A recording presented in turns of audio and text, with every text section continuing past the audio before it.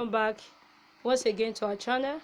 In this video, we want to learn how to play the happy birthday song for kids using simple chords on the keyboard or piano. Alright, let's go into the video now. Let's sing.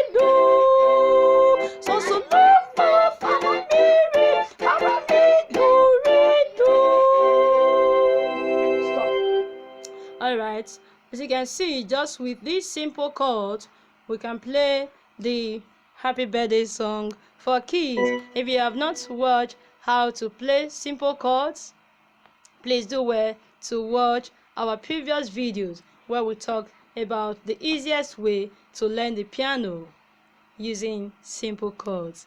See you in our next video. Bye for now.